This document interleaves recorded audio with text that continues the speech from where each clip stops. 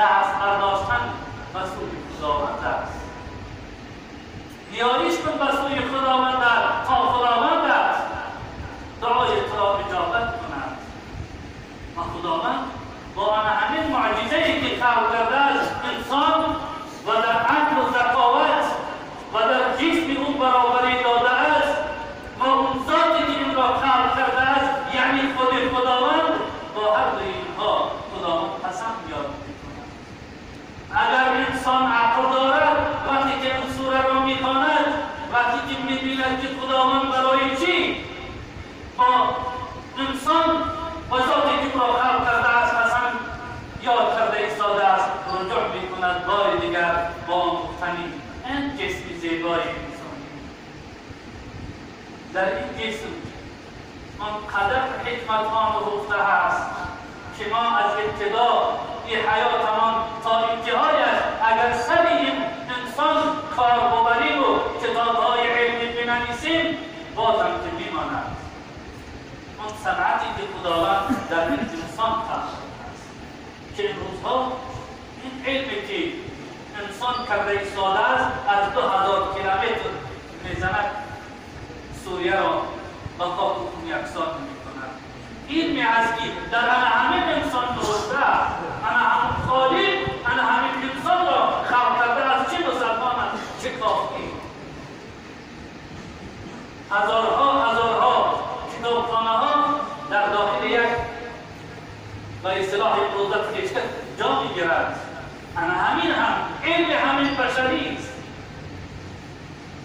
اگر ما در صنعت خداوند در عجایب صنعت خداوند همین طب نظر کنیم راه نداریم خالق را بشناسیم.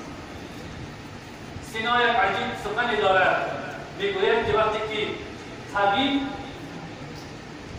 داخلی جراحی میکند و داخلی انسان را میبیند این راه ندارد که با خدا ایمان نیارد. اما من امروز در این سخن سینا تعجب میکنم به خاطر که بیشتر و اکثر فاسقان همون جراحانند. چرا میبینم که ایمان نمیارند؟ این سخن سینا کجا میرود؟ به خاطر آن است که بیشتر اونها پیش از آنی که به جراحی وارد شوند میل میکشند، عرق میکشند، عهد خود را گم میکنند، بعد از آن وارد میشند. دیگر خالق را نمیشناسند. اول خالق را عاصی میشوند، طغیان میکنند، بعد از آن وارد اون عمل میشوند. به همین خاطر فیسقشان یعنی از قانون خدا و در رفتنشان بیشتر و بیشتر میشوند. و یه بار هر علمی که باشد سینا میگوید هر علمی که باشد میبرد انسان را و صاحب آن علم و خالق آن علم آشنا میگرداند. وقتی که اصحاب نیوتن قوه جاذبه عمومی جهانی را کشف نمود و خلاصه آمد. گفت یک قوه جاذبه تقاضا میکند که آفتاب و ماهتاب زمین و آسمان بچسبند، اما در این مابین یک قوه دافعه هست دفع میکند اینها را نگه میدارد از هم. من او را نتوانسته ایستادم کشف کرده که اون خالق است. این مرد را بود و خداوند آشنا کرد و به خاطر مسلمان شدن او را کشتن. تمام علم که انسان واردش می شود اگر منصفانه وارد آن علم می شود حتما که به خالقش ایمان می آورد. و خداوند مهربان در اینجا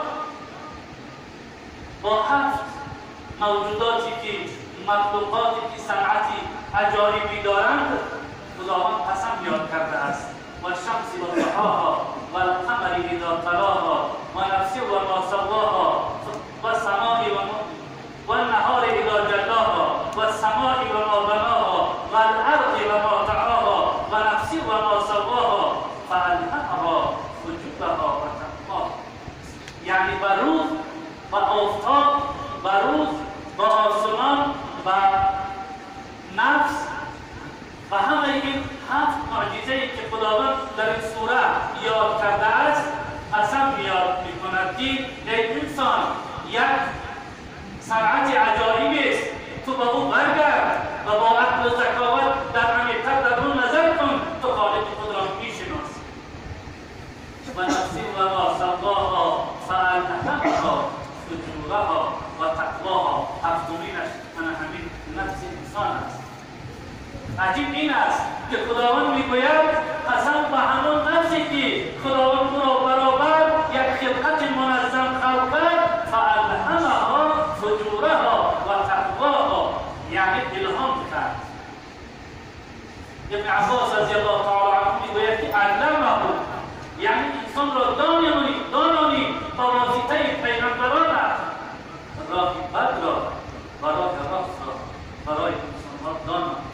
یعنی انسان امروز نمیتواند پیش خداوند عذر بیارد که خدایا من در مؤسسه دولتی کار میکردم، در اونجا نمیگذاشتن که من نماز بخوانم. این عذر نمیآید پیش خداوند. اگر من عذر را قضا میکنم، یا من طبیب بودم یا معلم بودم یا بیمار بودم، اینها در پیشگاه عظمت خداوند دیگر عذر نمیشود. به خاطری که پیغمبران از زمان آدم علیه السلام تا زمان محمد صلی الله علیه و سلم آمدند و راهها را برای ما بیان کردند و حقیقت را و راه راست و راه خطا را برای ما بیان نمودند. هر کسی که اگر این گفته‌های خدا را به جا می‌آورد، این نعمت‌های خدا را به نظر عبرت می‌نگرد، اون انسان خداوند میگوید رستگار شده است. قد افلح من زکاها و قد خاب من دساها. و تحقیق کامیاب شد، پیروز شد. او انسانی که این نفس را از چرکنی‌های گناه نگه داشت، دنبال گناه نرفت، نفس خود را از حرام نگه داشت،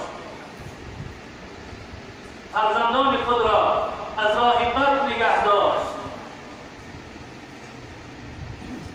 یه روز یک برادر گفت نامبر در مرشد آموزگاه یک دیسپلو بوده است. یکی فوق‌العاده بود، من با یک انسان رفتم، مرد یک از دیدم در کار بود، داخل همین بود، شب بود رفتیم. در فساد در داخل اونجا دیدم دخترانی که 14 و 15 و 16 آنچنان فسادی، آنچنان رسایی گریبان گرفتن و توبه کردم که هنوزم خداوند بالای ما بالای نمی‌آورد. مسئولینی که از تنظیم دعوا میکنن مگر را نمیدیده باشند که جامعه را با فسادی کشیده ایستادند. وای بر خداوند مهربان را میگوید قد افلح من زکاها. همان انسان نجات می‌یابد، همان انسان کامیاب و پیروز می‌گردد در پیشگاه عظمت خداوند که تقوای نفسش را نگه می‌دارد. ای مردم، آیا فقط ما نفس‌های خودمان را اگر با تقوا کردیم همین بسنده است؟ آیا ما را از زن و فرزند و فرزندانمان نمی‌پرسند؟ آیا اونهایی که در اون دیسکلوب‌ها می‌گردند فرزندان ما و شما و ریش و تبار ما و شما نیستند یا از بیرون کشور آمدند؟ وقتی که فرزندانمان اگر از همون دیسکلوب‌ها مست در ماشین نشستند و زدن چند نفر را کشتند، پدر و مادرشان دعوا میکنند که عیب همین ماشین بود، همون سوادی که همین ماشین را برآورده بود قانون‌هاش ساز نکرد، همون سواد را عیبدار میکنید.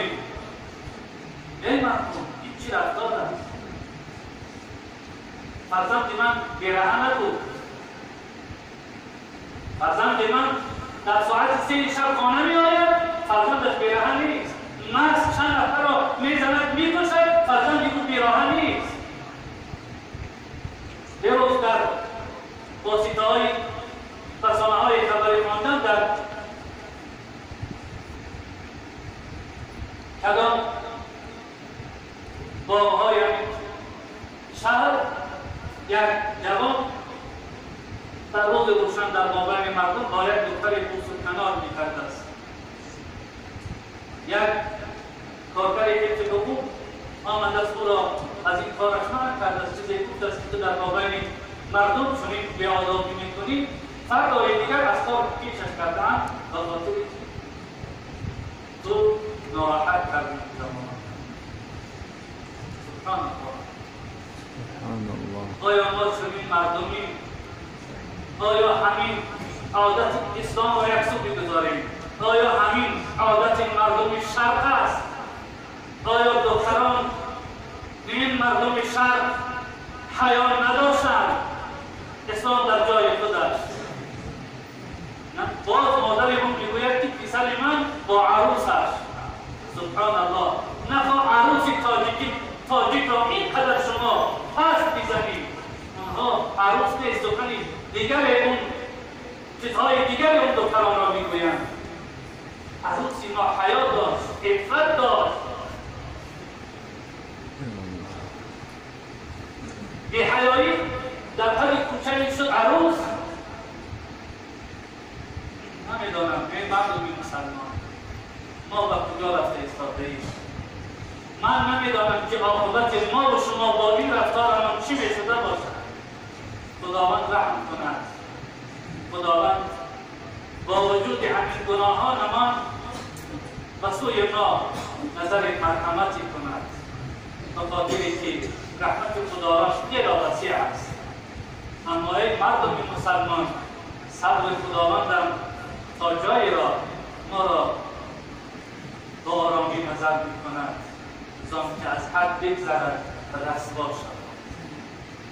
گرد و اطراف کشورها را دیده ایستاده اید که چگونه به خاک خود کشیده ایستاده. اینها را خداوند بالای اونها آورده است، خود از خود نیامدند. آنها به قانون‌های خدا تجاوز کرد، خداوند بلا را بالای اونها آورد. امروز الحمدلله برای هر یکی ما و شما واجب است که این امنیت و این استقلالیتی که خداوندی مهربان امروز برای ما داده است با دامنهای کرسیمان مستحکم بداریم و هر راه و روشی که خبردار می‌سازد این استقلالیت را یا این امنیت کشور را ما راه ندیدیم که از جانب ما فتنه وارد کشور شود. مسلمانان عزیز، اولین چیزی که پیغمبر صلی الله علیه و سلم بعد ایمان به خدا و به رسول خدا برای ما آورد این کشور را دوست داشتن بود. این اخوت و برادری و همبستگی در زیر قانون خدا و رسول خدا که اون مردم که در صدر اسلام زندگی می‌کردند یک مردم بادیه نشین بودند، اسلام را و این کشورها و عدالت قدرتانی اون زمان که فارس و روم بودند در پیش اسلام و زانو زدند. به خاطر چی؟ به خاطر همون مردم سرریز و پایلوچی که به همین اصطلاح یادشان میکنند در زیر قانون خدا خدای خود را اطاعت میکردند. امروز این نعمت فراوانی که خداوند برای ما داده است، اگر ما نعمتهای خدایمان را فراموش کنیم، ای مردم مسلمان، جزای خداوند بسیار سخت است. عذاب خداوند بسیار دردناک است.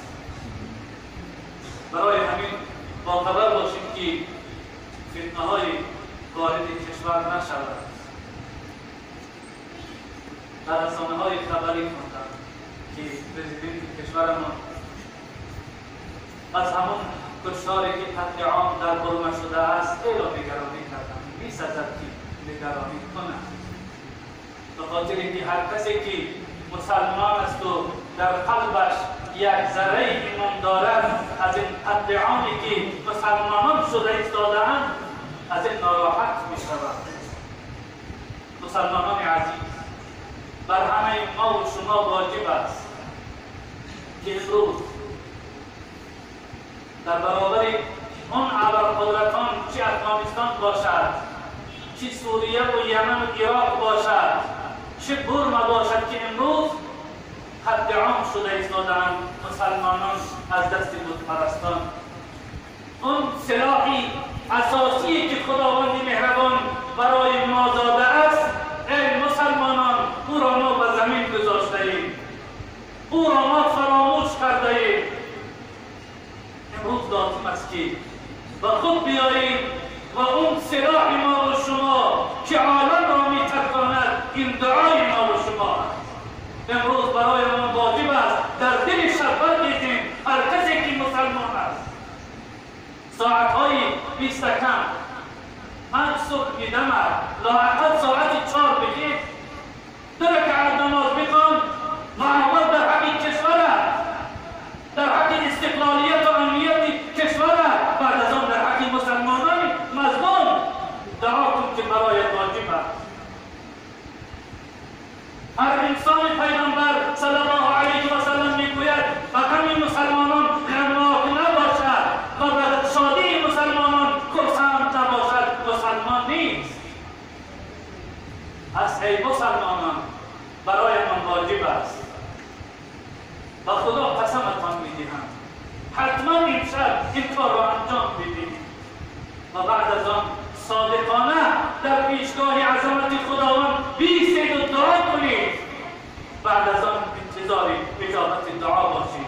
انشاءالله میبینید که چگونه خداوند لشکری دارد که یگان لشکری، یگان پادشاه دنیا و بعد خداوند که لشکر خداوند است قدرت ندارد که اون باد را برگرداند.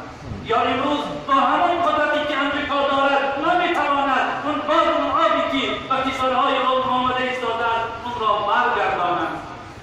لله جنود السماوات والارض. ای مسلمانان، تمام لشکرهای آسمان و زمین از آن خداوند است. چه باد باشد یا باران باشد یا برف باشد یا ژاله باشد، همه و همه لشکر خداوند است.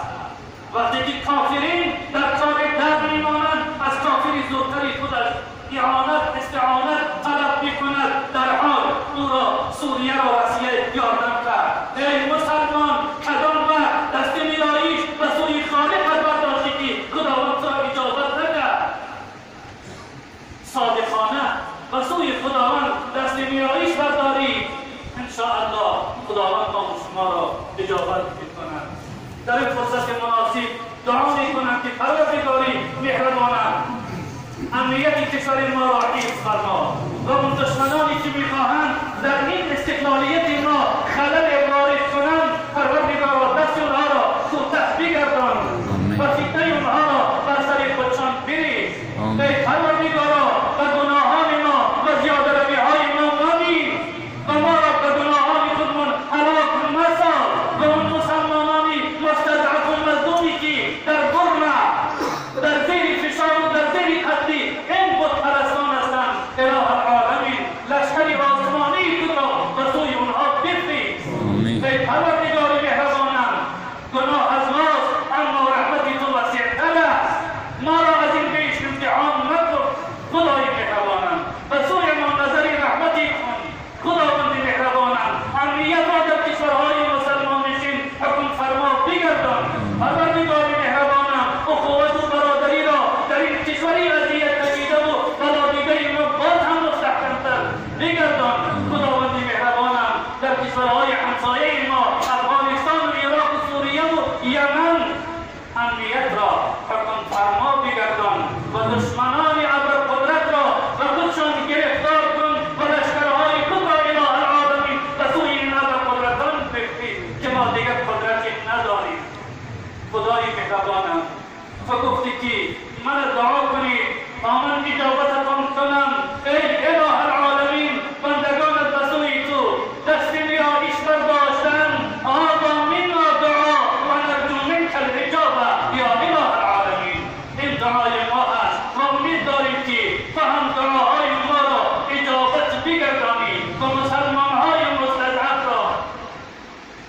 دستگیر باشی اله العالمین. اللهم لا تدع لنا في مقامنا ذنبا الا غفرته ولا هما الا فرجته ولا دينا الا اديته ولا حاجة من حرام في الدنيا والاخره الا قضيتها يا ارحم